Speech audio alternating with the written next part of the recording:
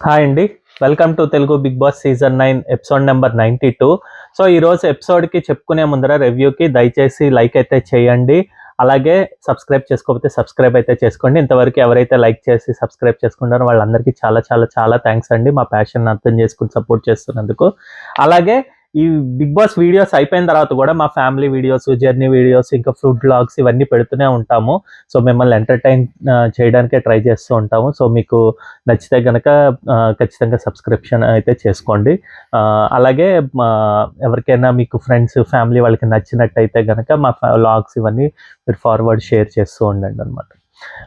So episode రివ్యూలోకి వెళ్ళిపోతే ఈ Sunday episode చాలా రోజుల తర్వాత చాలా బోరింగ్గా అనిపించిందండి. మోస్ట్లీ ఏంటంటే అన్ని లాస్ట్ 3-4 సండేస్లో మంచి మంచి అంటే ఏదో ఒక టాస్క్, మండే నామినేషన్స్ గురించి ఏదో ఒకటి కొద్దిగా అన్న అట్లీస్ట్ ఒక 30 minutes to 20 minutes to 30 minutes రచ్చ అయితే లేపుతున్నారు. ఈసారి అయితే అది కూడా లేదు. నాకైతే నచ్చలేదు అనమాట ఈరోజు ఎపిసోడ్. అంటే ఏమి కట్టలు కట్టల కింద అనిపించింది, లేకపోతే ఏదో పెట్టాలి కదా అన్నట్టుగా చేసినట్టుగా అనిపించింది. వాళ్ళకి ఏవో క్యాలిక్యులేషన్స్ చేంజ్ అయ్యాయేమో, వాళ్ళు అనుకున్నదేమో అన్నట్టుగా అనిపించింది అనమాట. ఫస్ట్ అయితే నాగార్జున గారు ఎంట్రీ, దాని తర్వాత తనూజ గారు సేఫ్ అయ్యారు వెంటనే. అలాగే వాళ్ళకి ఈ మ్యాథ్స్ వీడియో అని చెప్పి ఫన్ అయితే చేయించారండి. అది మొన్న రీతు చౌదరి వీడియో అయితే వేశారనమాట. అలాగే భరణి వర్సెస్ రీతు అని ఒక గేములు పెట్టి వాళ్ళ చేత ఆడించడము, ఇంకా డెమాన్ సేఫ్ చేయడము, మళ్ళీ వీళ్ళకి టాస్క్ ఒకటి ఇచ్చి ఆ టాస్క్ ప్రకారం ఏమేం చేస్తే ఎవరెవరు చేస్తారంటే నిమ్మకాయ తినడం అని, చిల్లీస్ తినడం అని, బిటర్ షాట్స్ తాగడం అని ఇలాగ పెట్టారనమాట ఫన్ కింద. అదేమి అంత ఫన్ కింద ఏమి జనరేట్ అయితే నాకేం అనిపించలేదండి. దాని తర్వాత భరణి గారు కూడా సేఫ్ అయిపోయారు. ఇంకా దాని తర్వాత ఏమో వీళ్ళు సేఫ్ అయ్యేసరికి కొద్దిగా ఒక్కొక్కళ్ళలో కొద్దిగా టెన్షన్ అయితే కనిపించింది మనం ఫేస్లు చూస్తే కనుక. దాని తర్వాత వీళ్ళకి ఏంటంటే ఒక్కొక్క కంటెస్టెంట్స్ గురించి 3 స్టేట్మెంట్స్ వీళ్ళని రాయమన్నారటండి అందరినీ కూడా. సో అందులో టాప్ 3 ఏవో ఒకటి కరెక్ట్, మిగతా 2 రాంగ్ అన్నట్టు స్టేట్మెంట్స్ అయితే క్రియేట్ చేసి వీళ్ళు చెప్పించడం జరిగింది. ఈవెన్ ఇది కూడా గొడవ అవ్వాల్సింది, లేకపోతే అట్లీస్ట్ ఒక రచ్చ లేపుతుంది అనుకునేసరికి దానికి కూడా వీళ్ళు సేఫ్గా వెళ్ళిపోయారండి అందరికందరూ. కొద్దిగా తనూజానే ఫీల్ అయినట్టుగా అనిపించారు సంజన చెప్పిన దాంట్లో. ఓ సంజన చెప్పిందా అన్నట్టుగా ఫీల్ అయ్యారనమాట. ఇంకా ఇంకా అంతే, వాళ్ళు ఏమో అంత పట్టించుకున్నట్టుగా ఏమనిపించలేదు. ముఖ్యంగా భరణి అండ్ కళ్యాణ్ అయితే ఓకే వద్దు సార్ ఏం వినక్కర్లేదు, ఏముంది 13th వీక్ కదా అనేసి వాళ్ళు లైట్ తీసుకున్నారు. ఇంకేముంటుందిలే అని వాళ్ళు కూడా అనుకుంటున్నారు అనమాట. బట్ స్టిల్ ఇంకొక ఈ మండే మంచి నామినేషన్స్ మంచిగా పెడితే ఏదైనా వాళ్ళ గురించి వాళ్ళు చెప్పుకోవాలి అంటే నెగిటివ్ రావాలి, పాజిటివ్ రావాలని కాదు, ఇంకా ఎవరైనా ఓపెన్ అప్ అయ్యి ఇంకా మంచిగా మాట్లాడతారేమో అని చూడడానికి. బట్ అయితే నాకైతే ఇంకా షో అయితే అయిపోయినట్టుగానే అనిపిస్తోంది. ఇంక వీళ్ళందరూ కూడా ఎవరో బయట వాళ్ళు వచ్చి ఇది చేసి అది చేసి చెప్పడం తప్పితే ఇంకేం ఉండదు అనమాట. ఇంకా చెప్పాను కదా, ఇంకా వీళ్ళందరూ ఎవరికి వాళ్ళు చెప్పుకుంటూ వచ్చారు. సో అది కూడా అంత పస్ ఏం అనిపించలేదు. ఇంకా direct Sanjana and Ritu elimination అయితే జరిగిందనమాట. సో ఇది ఒక్కటి కొద్దిగా ఇంట్రెస్టింగ్గా చెప్పుకోవాల్సింది ఏంటంటే, ఇందులో ఇంట్రెస్టింగ్ మనం చెప్పుకోవాల్సిందే తప్పితే అక్కడ ఏమీ లేదు. ఏంటంటే మనకి ఈ పోల్స్ అన్నీ కూడా అఫీషియల్ నాకు తెలియదండి, అన్అఫీషియల్ గురించి చెప్తున్నా. ముఖ్యంగా అన్అఫీషియల్లో కూడా ప్రతి చోట కూడా మనకి ఎవరు సుమన్ శెట్టి ఇస్ ద లాస్ట్లో ఉన్నారు, దాని పైనేమో రీతు చౌదరి ఉన్నారు. ఇంకా దాని పైకి వస్తే డెమాన్, భరణి అండ్ సంజన ముగ్గురు కూడా ఇంటర్చేంజ్ అవుతూ ఉన్నారని చెప్పి మనం వీక్ అంతా విన్నామండి, మాట్లాడుకున్నాము. అంటే సందర్భం వచ్చినప్పుడు మాట్లాడుకున్నాము. అలాగే వీక్ అంతా కూడా మనం పోలింగ్ ఎవరి దగ్గరైనా చూసినా, ఎవరి రివ్యూస్ అన్నా విన్నా కూడా ఇదే చెప్పుకుంటూ వచ్చారు. So all of a sudden Suman Shetty safe అవ్వడం అన్నది కొద్దిగా నిజంగానే ఆశ్చర్యకరంగా ఉందండి. అది నిజమా లేకపోతే ఏదైనా కోటానా ఇది అనుకోవడానికి కూడా లేకుండా అయిపోయింది. ఎందుకంటే మోస్ట్లీ ఇప్పుడు మనం బిగ్ బాస్ని తప్పితే ఇంకెవరిని నమ్మలేమండి. అంటే ఆయన చెప్పిందే ఇంక తీసుకోవాలి, అది కరెక్ట్ అని చెప్పి. సో వాళ్ళు బాటమ్ 2లో వీళ్ళిద్దరూ ఉన్నారంటే వీళ్ళిద్దరూ ఉన్నట్టుగానే లెక్క.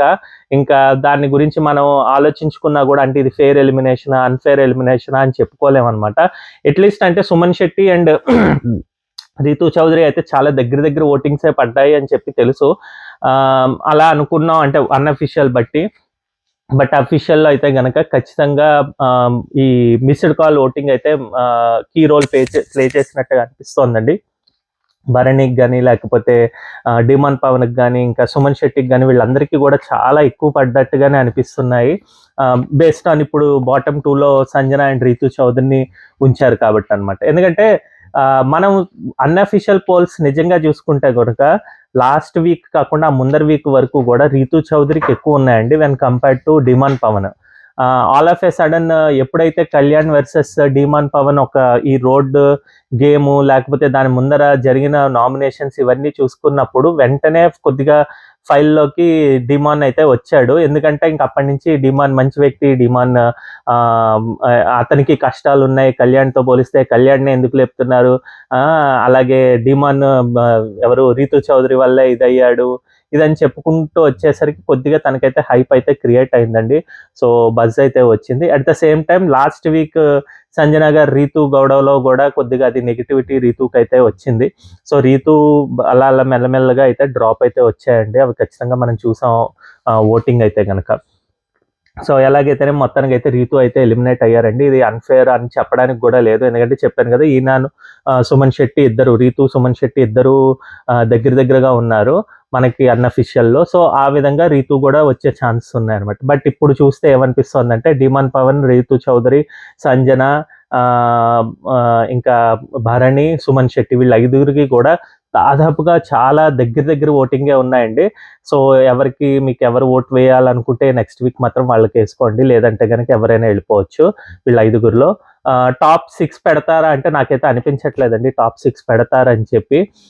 ఎందుకు అంటే ఇప్పుడు వీళ్ళకి ఇద్దరు కామనర్స్ అయితే ఖచ్చితంగా కావాలి అనుకోవాలి, లేదంటే ఇద్దరు లేడీస్ కావాలి అనుకునేది మనం ఇలా చూసుకుంటే కనుక అప్పుడు పెట్టే ఛాన్సెస్ ఉన్నాయి. కానీ బట్ మోస్ట్లీ ఏంటంటే వాళ్ళకి క్యాండిడేట్స్ టాప్ 4 అయితే డిసైడ్ అయిపోయారండి. మీరు అంత అనుకున్నా కూడా ఫస్ట్ కళ్యాణ్, ఇంకా తనూజ వీళ్ళిద్దరూ పోటీ పడతారండి. ఇమాన్యుయల్ 3rd పొజిషన్లో ఉంటాడని అనుకుంటున్నాను. లేదు ఇంకా ఏదన్నా కొద్దిగా ఓటింగ్ తగ్గిందంటే కనుక ఇమాన్యుయల్, సుమన్ శెట్టి అయితే కనుక 3/4లో అయితే ఉండే ఛాన్సెస్ అయితే ఉన్నాయి. నేను ఇది నా టాప్ 5 వీడియోలో ఇంతకుముందు చెప్పాను. ఇంకా మిగిలిన లాస్ట్ పొజిషన్ టాప్ 5కి అయితే కనుక భరణి, సంజన అండ్ డిమాన్ పవన్ అయితే కొట్టుకోవాలి. అంటే కొద్దిగా ఫైట్ అయితే చేసుకోవాలి వాళ్ళ ఫ్యాన్స్ కానీ ఎవరికి ఓటింగ్ వస్తే వాళ్ళకే. బట్ ఇంకా కొద్దిగా ఇప్పుడు రీతు చౌదరి వెళ్ళిపోయింది కాబట్టి రీతు చౌదరి ఉంటుందేమో, అలాగా భరణి వెళ్ళిపోతారేమో అని నేను అనుకున్నాను. బట్ ఎప్పుడైతే నాగబాబు గారు వచ్చి స్టేజ్ మీద మాట్లాడిన తర్వాత ఖచ్చితంగా తనకి మెగా ఫ్యాన్స్ సపోర్ట్ కానీ లేకపోతే ఇంకా ఇండస్ట్రీ సపోర్ట్ కానీ ఉండొచ్చు. సో ఎక్కువ ఓటింగ్ పడే ఛాన్సెస్ అయితే ఉంటాయి. సో ఇప్పుడు రీతు కూడా వెళ్ళిపోయారు కాబట్టి డిమాన్ పవన్ మేబీ మోస్ట్ తను 4th పొజిషన్లోకి వెళ్ళి 5th పొజిషన్కి ఈ సీనియర్ సిటిజన్స్ ముగ్గురు, సుమన్ కానీ లేకపోతే సంజన కానీ ఇంకా భరణి కానీ వాళ్ళ ఫ్యాన్స్ కానీ కొట్టుకుంటారేమో అనిపిస్తుంది. అంటే టైట్ వీళ్ళ ముగ్గురికి ఓటింగ్ పడే ఛాన్స్ అయితే అనిపిస్తున్నాయి అనమాట. సో మోస్ట్లీ అయితే నేను అనుకోవడం అయితే సంజన టాప్ 6 ఉంటే గనక సంజన గారు అవుట్ అయిపోతారండి. టాప్ 5 ఉంటే గనక Sanjana and Suman or Sanjana and Bharani ఇలా వీళ్ళ ముగ్గురులోనే జరుగుతుంది కాబట్టి ఖచ్చితంగా సంజన అయితే వెళ్ళిపోతారు. ప్రస్తుతానికి ఓటింగ్ గురించి చూసుకుంటే, ఎందుకంటే ఇమాన్యుయల్ ఎలాగో ఉంటారు కాబట్టి ఇమాన్యుయల్ది ఓటింగ్ పడుతుందా లేదా అంటే ఇప్పుడు అఫీషియల్లో ఇంత ఓటింగ్ పడుతోంది ఇదని చెప్పేస్తున్నారు. అసలు వాళ్ళకి ఎలా తెలుస్తుందా అన్నది నాకైతే అది ఐడియా లేదండి. 99% అది ఇక్కడ ఆర్గనైజేషన్ ఇక్కడ హైదరాబాద్లో చేసేవాళ్ళు అదే ఉండదు. అది ఎండమాల్ షైన్ ముంబై నుంచి కానీ లేకపోతే ఇంకెక్కడైనా నుంచైనా వచ్చి వాళ్ళు అంటే థర్డ్ పార్టీ చేత అది స్క్రూటినీ చేయించి ఆ కౌంట్స్ ఇవన్నీ వాళ్ళు క్యాల్కులేట్ చేస్తారండి. ఇది ఉట్నే ఏదో షో పెట్టాం కదా మనం ఎవరో ఒకళ్ళు వెళ్ళి జస్ట్ నోట్ వారి లెక్క కింద వెయ్యరు అనమాట. సో ఖచ్చితంగా వాళ్ళకి బయట నుంచి ఆ ఓటింగ్ క్యాలిక్యులేట్ చేసి ఆ థర్డ్ పార్టీ దగ్గర నుంచి ఎండమాల్ షైన్ మేనేజ్మెంట్కి వచ్చిన తర్వాతే వీళ్ళకి రివీల్ చేస్తారు. అంతవరకు కూడా ఎవరికి తెలియదు.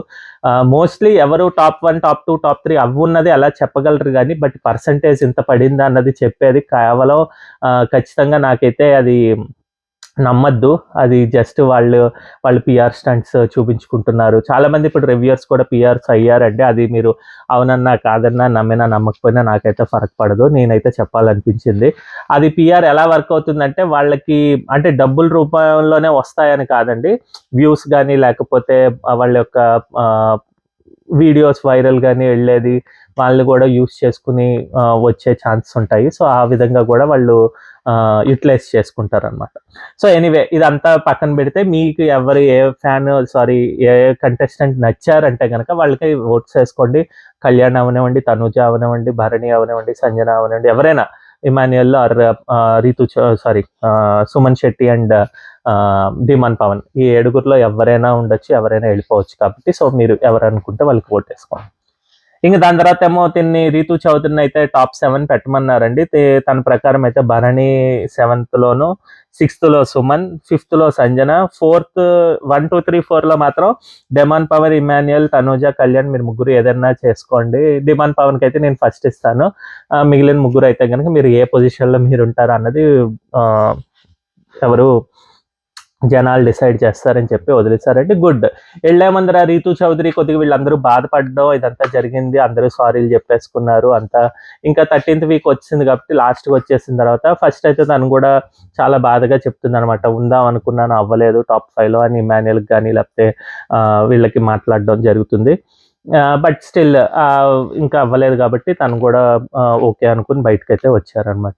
నాగార్జునతో మాట్లాడడం కానీ, నాగార్జున గారితో, అలాగే తన ఏవి కూడా చాలా బాగా కట్ చేశారు. కాకపోతే నాకు ఎందుకో కొద్దిగా లెంత్ తగ్గింది అన్నట్టుగా అనిపించిందండి నాకు. నిజంగా టు బి హానెస్ట్ నాకు ఎందుకో దివ్య ఏవి అయితే బాగా నచ్చింది. బాగా డిజైన్ చేశారు అన్నట్టుగా అనిపించింది. అంటే మనకి ఒక స్వాగ్తో వెళ్ళారు అన్నట్టుగా అనిపించింది అనమాట. తను ఎంట్రీ కానీ లేకపోతే దాని తర్వాత తను చూపించిన విధానం, ఐ మీన్ ఎలా గొడవ పడ్డారు, గొడవల్లో నుంచి ఎలా వచ్చారు, ఏ క్యాలిక్యులేషన్స్ చేసి వచ్చారు, ఇలాగ అన్నట్టుగా అనిపించింది. ఇక్కడైతే కనుక మోస్ట్లీ తినకి అంతా కూడా లవ్ కంటెంట్, లవ్ యాంగిల్ లాగే పెట్టారు. డిమాన్ అండ్ ఎవరు రితు చౌదరిదే. ఈవెన్ ఇమాన్యుయల్ కూడా అడుగుతాడు మమ్మీ వచ్చిందా, ఇదంటే మమ్మీ వచ్చింది కానీ మొత్తం అంతా డిమానే ఉన్నాడు అన్నట్టుగా. సో ఆబ్వియస్ గా వాళ్ళది అదే కంటెంట్ కాదనట్లేదు, కానీ దాంట్లో ఇంకా లవ్ యాంగిల్ లాగా ఇంకా క్యూట్ మూమెంట్స్ కింద పెట్టి ఫస్ట్, దాని తర్వాత వాళ్ళిద్దరికి గొడవ అయింది, దాని తర్వాత వాళ్ళు విడిపోయారు, మళ్ళీ అలా కలిశారు అన్నట్టుగా ఏదో పెడితే బాగుండేది. మధ్యలో వీళ్ళు వచ్చి గొడవాడింది, తిట్టింది, అవన్నీ కూడా అటు ఇటు కొద్దిగా ఎందుకో క్లమ్జీగా అనిపించింది. ప్లస్ లెంత్ కూడా నాకు ఎందుకో తగ్గింది అన్నట్టు అనిపించిందండి ఎపిసోడ్లో చూస్తే. ఇంకొద్దిగా ఉంచాల్సిందే అన్నట్టుగా అనిపించింది తిని విషయంలో. ఎందుకంటే వీకెండ్స్లో కూడా పర్టికులర్గా మోస్ట్ లాస్ట్ 6 to 7 వీకెండ్స్ అయితే నేను ఖచ్చితంగా చెప్పగలనండి, ఓన్లీ హైలైట్ అయ్యింది అయితే రీతు చౌదరి అవుతుంది. ఈవెన్ ఇమాన్యుయల్ కన్నా కూడా. ఇమాన్యుయల్ అస్సలు కనిపించేవాడు కాదు వీకెండ్స్ కూడా. దాని తర్వాత ఇంకా వీళ్ళు గొడవ పడినప్పుడు లైక్ సంజన కానీ లేకపోతే కళ్యాణ్ కానీ ఇంకా వీళ్ళు కనిపించేవాళ్ళు అనమాట, తనుజ కానీ. సో మోస్ట్లీ వీళ్ళే కనిపించేవాళ్ళు కాబట్టి అది ఆ కంటెంట్ కూడా యాడ్ చేస్తుంటే బాగుండేది. అంటే ఆ ఫన్ యాంగిల్ అదంతా ఎక్కువ ఏమీ యాడ్ చేయలేదు అనమాట. సో నాకైతే అంతగా నచ్చలేదు ఏవి అయితే. బట్ అయితే అలాగే అయిన తర్వాత చెప్పాను కదా టాప్ 7 అయితే పెట్టారు. ఈమెకి మెయిన్లీ బ్యాడ్ ఇదేంటంటే బయట ఉన్న నెగిటివిటీ వల్లేనండి Ritu Chowdary. To be honest మేము కూడా ముందర ఏంటది షోకి వచ్చే ముందర నేను వేరే షోస్ ఇవన్నీ చూసి కూడా రితు చౌదరి ఉంటుంది, ఫన్ ఉంటుంది, ఇది బాగుంటుంది అని చెప్పి అనుకున్నా. బట్ ఎప్పుడైతే తను వచ్చి లవ్ యాంగిల్ స్టార్ట్ చేసిందో అది ప్లస్ అంటే ఎపిసోడ్స్కి వాటికి మనకి అంత అంటే వీళ్ళ మధ్యలో చాలా ఒక 3-4 వీక్స్ అయితే కొట్టుకోవడంతో అయిపోయిందండి ధీమన్ పవన్ అండ్ రితు. సో దానివల్ల నెగిటివిటీ ప్లస్ బయట ఉన్న నెగిటివిటీకి ఇది యాడ్ అయిపోవడం వల్ల తను ఆ జోన్లో నుంచి బయటకి అయితే రాలేదు. బట్ ఎప్పుడైతే మాధురి గారితో అయిన గొడవ సిచ్యుయేషన్ తోటి తనకి కొద్దిగా చాలా ప్లస్ వచ్చింది. ఎందుకంటే మాధురి గారు తను చేసిన కమెంట్స్ చాలా ఇదిగా అనిపించాయి. అంత ముందే అంటే ఏదో టార్గెట్ చేసినట్టుగానే చేశారు కాబట్టి అది ఖచ్చితంగా రాంగ్గా వెళ్ళింది కాబట్టి అప్పుడు కొద్దిగా సింపతి అయితే రితు చౌదరికి వచ్చింది.